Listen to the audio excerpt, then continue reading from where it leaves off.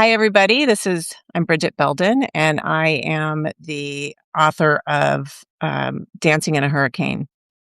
And the idea of the blog that I started is actually a quote from Brandy Carlisle, one of her songs that says, "You can dance in a hurricane as long as you're standing in the eye." And I feel like so many of us are experiencing multiple hurricanes on any given day, whether it's the roles that we take on as wife, mother, father, husband, worker, daughter, all of the things that come in. And it's kind of like whack-a-mole. Any one of those levers or multiple could be pulled at one time. And what I've learned and in my work as a coach is what I found in my own experience and my work as a coach is that understanding how to ground myself and find my center has really been the key to allowing me to really, rather than getting sucked up into the chaos around me, find my center and be able to navigate it and respond rather than react, and just have a lot more sense of calm and presence during it. I'm so excited today to welcome Jason here. Jason, I came across your story early on, several months ago, and I want to talk about the work that you're doing because I think it is so important. But I'd also like for you to share your story about how you came to be writing on Substack and the journey that it took you to get here. If you wouldn't mind just talking about that a little bit.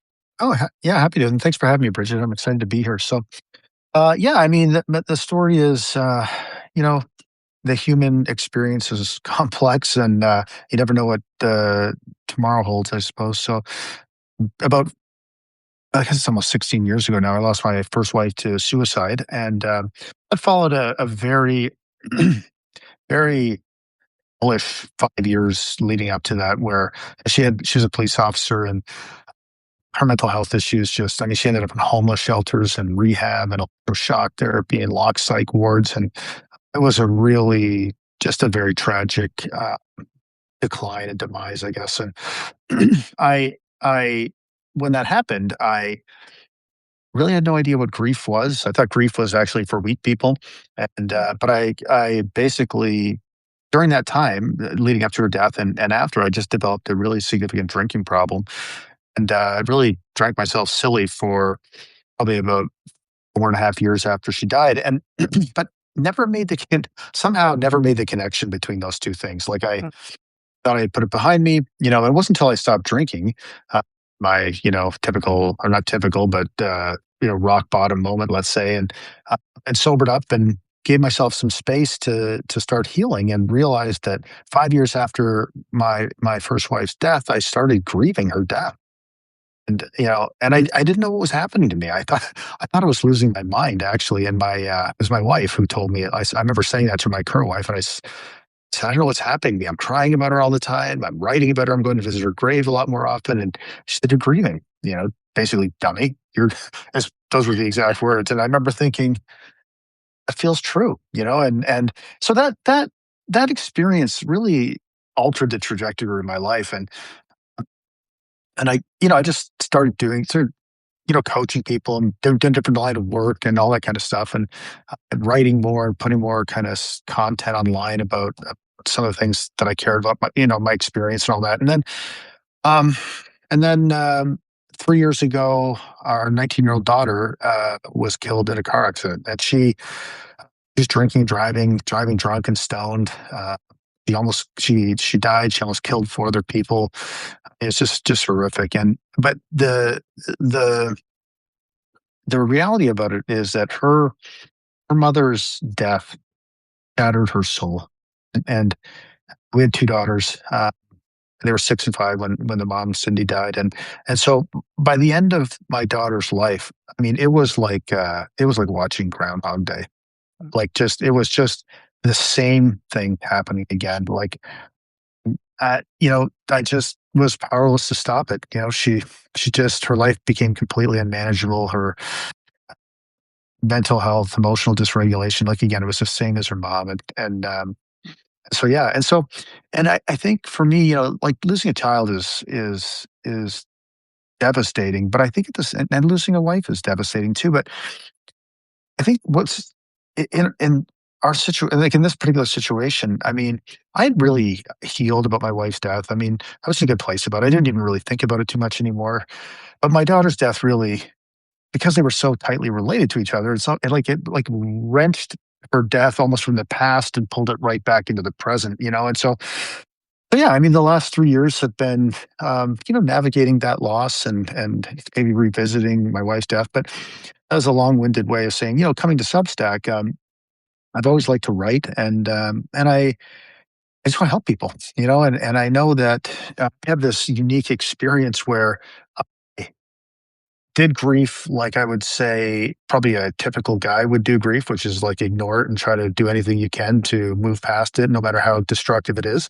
And then I had a unwanted do-over, let's say, and I learned a lot of things between those two things. And it doesn't mean the loss of my daughter is not horrific. I mean, of course it is, but I have a lot of tools and learned a lot of things, and just that there's a lot of things that are different this time that at least have given me a much better chance of not making it even worse than it already is, I would say. So, which, I don't know if you call it a win, but, is better. So yeah, I just like to share those things because there's so many other people that, kind of like you were saying in your introduction, there's so many people who are facing so many challenges, that, we don't feel prepared to face. And it's really hard, but it's also possible to grow through these challenges, no matter how difficult they might seem at the time. And I just want to help people do that. And I also want to share that you don't have to be some kind of superhero to make that happen because you're a normal person. I'm a normal person. I have moments where I feel like I can't get out of bed. Uh, all those things, but it's still possible to grow through the most difficult situations we face. Absolutely, and thank you so much for sharing your story. I think I'm sure people who haven't heard it before that are watching or listening, it is very striking, and you read about people or hear about situations where tragedies kinda do the 1-2 punch, which is what it feels like for you, and I just wanna, honor the journey that you've been on, and, it takes, I think, so much courage to look at it in a way that you have to what can I learn from this?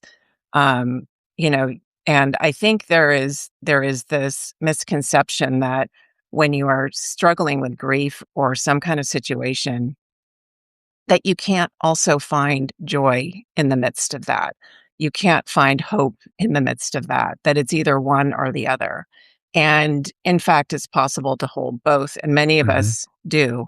Um, I was just speaking with a friend this morning who is experiencing the joy of her oldest son going off to college, and he's starting to get the acceptances and where will he end up, and at the same time caring for her father whose health is failing. And she said it's a lot to hold, and it is. So I want to acknowledge you for that and also let people know that it is possible and that you don't have to be completely consumed. Having said that, it's also really important to acknowledge, I believe, that, this has happened. When I hear your story, and I think years ago, I probably would have thought, oh, well, what am I worried about? Wow, Jason's story is something that, what am I? It almost diminishes the experience of somebody else out there. So if there's anybody out there that's thinking, "Oh my god, I have nothing to worry about. The feelings I'm having are not valid because of that." I would say it's all relative, and we all go through our own situations. Sometimes it is, what I call white knuckling, which I just wrote about, which is something where something comes out of the blue and hits you really hard and you're just reeling and all you can do is kind of manage your way through. Um, and sometimes it is just the day in, day out of how to manage, being a working mom and taking care of kids or taking care of your ailing parents, for example, or something else. So they're all completely valid. Can you talk about how, like, was there a moment in time, or was there a series, or was there, what did you rely on? What were the tools that you came to discover? And was there kind of for me personally, there were many aha moments in my journey, but was Mhm. there Was there a point at which you kinda went, "Okay, this makes sense. I can follow this lead, and it will help me navigate this?" That's a great question. I think that prior to my daughter's death, I mean, I don't do anything in moderation, so I became, like, obsessed with, like, personal development. I've read at least 10% of every personal development book ever written, so finished hardly any of them. But, yeah, and I think that I learned some things that I was already relying on, just to navigate my day-to-day life that have become really helpful. I think one is the idea from Stoic philosophy that, there's certain things that are in our control and there's certain things that are completely out of our control. And we spend an inordinate amount of time worrying about things that are not in our control. And so, and one of those things, and I really think, whether you believe in God or believe in the universe or believe in nothing, I think it's, these gifts, one of the most important gifts we've been given is the power to choose how we look at things, Mhm. and we so easily give it away. Like we think we're powerless. And so, like, for example, I could spend the rest of my life. Let's say I was fortunate enough to live to 100. Let's say I was 30 when Chloe was born. Uh, I could walk around for the rest of my life feeling like I got ripped off for, having 50 extra years with her, or I could choose to be grateful for the 19 years I did have with her because it's a hell of a lot better than 0. Now, often I'm able to think that when I am feeling crushed by a wave of grief, like, I'm not actually able to do that in that particular moment. However, I know when it passes, I will be again. And so I find that even in those really difficult moments, just the knowledge that I'll be able to, you know, in the not too distant future, maybe minutes, maybe a few hours, maybe a day or 2, I'll be able to more able to look at it like that again, can make a really difficult moment just even a little bit more bearable because I know it'll pass and I'll regain that sense of agency, I think. So I think that's important. I think something else that is important is always remembering that the words, the language, the metaphors we use, they don't describe our reality, they define it. So to be really intentional about the words that are coming out of your mouth, because that's how we make meaning out of the world. And so when I post content online, that like on TikTok or whatever, like about grief, the amount of parents, who, for example, who have said something like "forever broken." I mean, okay, you can be, and yes, anybody who loses a child or suffers a devastating loss, you're not going to be the same afterwards. But to be like you have to be really, in my opinion, be very cautious about the reality you're boldly speaking into existence, Mhm. or things people will say like, "You lost your wife and you lost your daughter. That's so unfair." I mean, it sucks, but it's not a question of fairness. It has nothing to do with fairness, or no parent should have to lose a child. Well, I mean, in an ideal world, that wouldn't happen, but parents have been losing kids since people were people and will continue to. So, looking at it like it shouldn't have happened or if it's not is not fair is language that is just going to make you a victim. And so, and maybe I've had moments of like, oh God, this isn't fair. Like I probably have, but I always try to reframe those. Even if I do have those moments, I try to reframe them because again, I have the power to choose the language I use. So, I mean, I think there's a lot of things, but I think maybe one of the other things too is, and I say this to guys all the time because most of my writing is, directed primarily at men, but Mhm. I guess also the people who, grieving men or also the people who love them. But it's that you can't do something like this on your own. You got to ask for help, which I think we all logically at some level understand. But what I like to remind, especially guys, is asking for help sucks. It sucks. Okay, like there's nothing enjoyable about it. There's nothing enjoyable about sitting here going, "Yeah, I'm out of ideas. I can't figure this out on my own. I'm so happy about this." No, it sucks, but do it anyway, Mhm. right? Because it's always worth it. So I think it's important to ask for help, but I think it's also important to know that it's really not very pleasant typically when you do need to ask for help, but do it anyway. There's lots Yeah. more, but I'll stop there. No, no, those are such great points. A couple things that came out for me was, One that, the instead of being in the what ifs is staying in what is, and Mhm. really recognizing that, that presence helps to gain footing, and better able to deal with the situation at hand. Um, I think your point about, the ebb and flow of grief and allowing that to happen, because I think people talk about this all the time, that people say, "Oh, aren't you over it yet? Like, are you still grieving?" kind of thing. Um, and I think this is true with any emotion. It's allowing it to feel it, because, the old adage, you got to feel it to heal it. Pushing it away will just end up coming back some other, whether it's a physical ailment or some other way, I believe anyway, to trust yourself enough that you have been on this journey for a while now, and that you have those pieces in place that help you get back to center once you've been, experiencing a bout of grief. And I think that trust in yourself, and that speaks to, for me, the importance of putting practices into place that you can go to.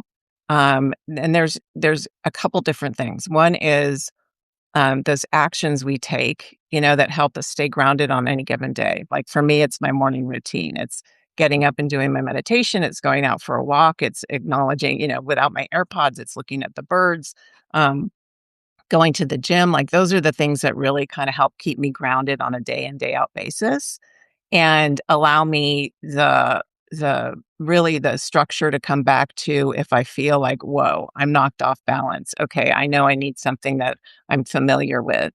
Can you talk about some of those things for you, those actions that you've taken or practices that you engage in that kind of help give you the compass when you do have those moments where you're knocked off your feet a little bit? Yeah, and, you said one that I think is really important, it's like the idea of shifting from what if to what is, and what I think is so important about that, and I'm excited to talk about this because this has been one of the biggest learnings. Like, I was the kind of guy who, when people would say stuff like that, like, I would be like, "What a load of crap. What does that even mean? Like, like, whatever," Yeah. And so, but what I've realized is that I so what after Chloe died, I started doing, I'd seen a therapist on and off over the years. I started doing therapy, and after a little while, I was like, I don't need to talk about this anymore. Like I get it. It sucks. Like I don't need to really unpack this. I'm fairly self reflective, but I knew I needed to heal. And so one of the things that I started looking for something else. I found somatic experiencing, which has been just life changing. And so, the idea with somatic experiencing is where there's this cycle, where there's a trigger. So let's say I see there's some memory, there's a physiological response in my body. Then you make meaning, you tell yourself a story about what it means, and then you react. I mean, that just plays out all day long. And most people are totally unaware of it. And if it's something like, if you get like triggered, let's say, that happens in the blink of an eye. Like you just, and it seems like you go from trigger to reaction. Somatic experiencing is really just about saying, I'm just going to be, I'm going to just stop after like I'm just going to focus on what's present in my body. And so, and again, for any of the guys that are listening, I'm telling you, I would have thought this was garbage before this, like garbage. I mean, I tried to meditate for like a million times before all this happened. I remember thinking, okay, I'm going to meditate.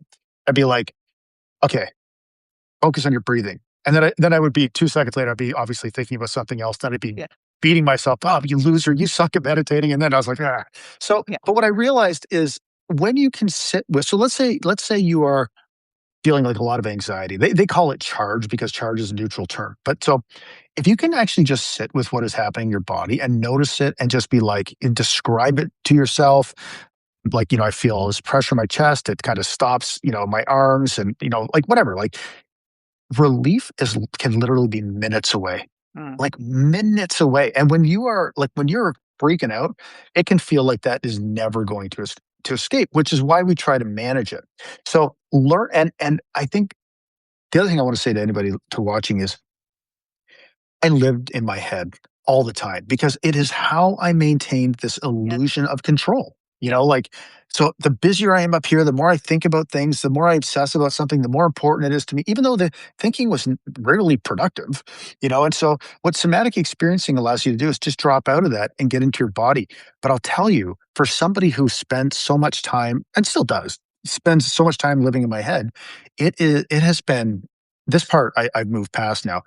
I'm talking terrifying Mhm. to actually let that go and just drop into my body, like, terrifying, like, in a way that's almost unbelievable when you think about what I'm actually talking about, you know what I mean? Like, just dropping out of your head. So, I think for me, the most powerful thing has been to learn and continue to practice just being present with what is in my body. And like, literally, it finally dawned on me just like a little while ago. Oh, wait a minute. Meditation is actually just being able to being present without reacting. Like, that's for, wow, okay, now I actually see the point of that, right? But it gives you the thing is like when you're able to sit within your body and this charge comes up, like this, they call it anxiety or whatever, and it naturally regulates the insights you have after that, because that's when you're fully present. And it's like you're it's amazing, because I remember talking to my therapist and saying, I don't understand how this is supposed to work. Like, I always want to know how everything works, and I'm like, okay, so I just describe what's happening in my body and then what? Like, so what? Like, how does that? But what happens is when you can actually get to a point where you allow the anxiety to regulate, you're in this such a calm, present state that you have all these insights that actually allow you to heal. So yeah, it's just it. What I love talking about it because if you had asked me, like again, I would have thought this was ridiculous to do this, and now it is. It's just been a life changing practice. I love that, and I think part of what I'm hearing is that pause of, and it's really uncomfortable, and I think, what I wrote about this week was my tendency of not wanting to sit in the present because it can feel really uncomfortable. And so we all have a negativity bias that will Mhm. automatically take us off the what if cliff. And when you're there, you are not centered and focused in the midst of your hurricane, right? And what you're talking about is really getting grounded and present to what is and what is happening. And it is very difficult, particularly I think if you're experiencing a lot of emotions and you're not used to channeling it. But I love that, and it's, getting curious with it and saying, "Okay, what's going on in my body now? What does it feel like? How was there," and then as you're coming out of it, was there a trigger? How can I avoid this in the future? What was underneath that? All of those things, those answers start to come when you're sitting in the silence, Mm, um, and the moment of presence mm. rather than getting carried away off into, some scenario that we make up that has nothing to do with reality, right? Right, and, something else I just wanted to add to that is, if I'm like, if someone is feeling like like, say, a lot of anxiety, like you're in fight or flight, Mm, you you don't have one of the things that, I've learned through my therapist and working with him is you don't have to, like, drop right into it, like, and be all in it because that can be way too much, so he always refers to it as, like, titrating it, so it's like, what if you just drop into it for 10 seconds? mhm. That's it. If that's all you can take, fine. It's something, so it's like, it's not like you have to drop like right into the terror and be all like, surrounded by it. So that's been really helpful for me too. Yeah, and I think that's a good point, and I don't, suffer from regular anxiety, but I do definitely get caught up, so I think that that is a really good point that there are people, that it can be terrifying to be in that moment, and I love Mm, that kind of taking, it in little bits and pieces rather than taking on the whole thing. mm, I think overall what I'm learning from these conversations that I think is so amazing is that, there's some similar themes. It's, finding those things that ground you. It's getting curious. It is being in the present. It is also, I think, the trust in yourself, to understand what works for you. Not everybody's a meditator. Some mm, people love to journal. I don't like to journal for some reason. It doesn't work for me. So it's in the realm of that curiosity, it's finding those things that you can turn to that are on a regular basis, part of your routine, so that you have this, I call it scaffolding, to go back to when you get knocked off center a little bit, right? mm, And that at least gets you back to, center. Um, I think also, your point about, all of this can kinda go out the window when you are white knuckling and something has happened and you are just trying to make it through a day. You're taking in information, whatever that might be. Um, and so overall, I think it's really, really important to remember, give yourself so much space, grace, and self-compassion, when you're going through this, because particularly if you are recognizing that you want to start to begin to make changes in how you show up, which is kind of the other part of this. One is kind of establishing those, as I see it, things that bring you peace on a day in, day out basis that, kind of give you your grounding. And the other is the harder part, which is challenging how you're showing up in the midst of these things. So for you, talking about, when you are really deciding that you want to take on that anxiety and really get curious with it and sitting in it, those are those those are the fundamental things that will help you grow through this experience, whatever experience you have. And there's a time and a place during an experience where that takes place. And so just to be patient with yourself and Agree. And the way I think about it is, I mean, you're not going to hate yourself to healing. Like what, like how could that possibly work? And I think too, as I get older, I have more like self compassion. I would say has not been typically a strong suit of mine, but I think as I get older, I just realize, man, what life is complicated. We're all screwed up in our own way, and we're just trying to make sense of things, and we're learning and we're developing tools, but just because we do that doesn't mean we don't do the same things that we've done before. Hopefully, maybe one day we'll get to a point where it's like flipping a switch and we're like free from this thing. But I find it's often more like a continuum where, if you do some pattern, like the more you grow, you do it less. Or like, or, maybe have more awareness before you do it. Or like when you do it, the turnaround time. Like an example is, like, let's say, for example, if my wife is amazing, but let's say we have a disagreement. I get defensive, for example. Like as I've grown, I haven't quite mastered like not getting defensive, but what I have gotten better at is like the turnaround time's like 1 minute. You know what I mean? Like yeah. like where I walk away and I go, God, what was that? And then I go back and I'm like, okay, I was just, like where it might have been like a day of me pouting before. So, I think it's progress over perfection. Yeah, it's the self-awareness, and that came up in my conversation with Bridget as well. It's like almost like there's this spiral of things that, you kind of go through the same experience and you think, "Okay, I've mastered it. I did so great. I'm so proud of myself." And then it comes up again and it looks a little different and you're like, "Oh my god, this is the same freaking thing." But that timing of like bouncing back and getting, through it and the tools you have absolutely makes such a difference. Before we sign off, I just wanted to we didn't talk much about your work, but obviously it is so important, particularly for all the reasons you spoke of, working with men and young men, um, teaching them or working with them on how to deal with grief. Um, Mm, I think this is a totally different conversation for another time, because I think one of the reasons I wanted to speak with you is because I think there is so much work that is needed, particularly for men and young men in our culture, globally, and the expectations that are put on them. And I just want to acknowledge you for your work you're doing in that realm. Can you speak about any of that? Just kind of letting people know what you're up to before we sign off. Yeah, sure. I'd love to. I appreciate the opportunity. So, I mean, on Substack, my Substack's called Man Down, and it's really about that. It's sharing the lessons I've learned, often the hard way, with men and the people who love them about grief and when life gets hardest. And so, I write about that kind of stuff. I also work with, as you said, I work with a local group of young men, and teaching them things like self respect and healthy masculinity and leadership and all that. And then my business is I run a mastermind coaching program for dads who own businesses. And so we have lots of guys from all over the world, and we just teach them skills, create a community, a safe, vulnerable community, where we teach them skills on how to be better husbands and better fathers and better business owners. So it's really positive and uplifting work. But yeah, I think the main thing is I just try to be a real person, and I share the things that I'm learning. And again, most of them have been the hard way. So we're all in good company here.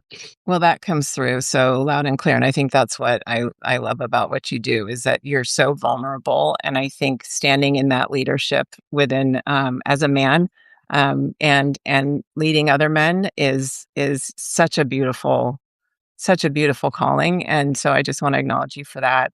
And, somebody I did a podcast one time, and the gentleman, the host that hosted said, as we were signing off, he said, and, for a lot of times when people are doing this work, we don't really know what the impact is if somebody reads or hears or sees something we do. And he said to me, and I want to say this to you, he said, for all the people that you never hear from, that you have touched in some way, that you have moved in some way, that you have impacted their life in some way, I want to say thank you on behalf of all of those people and let you know that you are making a huge difference. And I look forward to seeing your work continue to grow and evolve. And I'd love to speak with you again at some point about that. Appreciate that, and I would love that. I really enjoyed the chat. Thank you so much. And I will talk to you soon. Take care.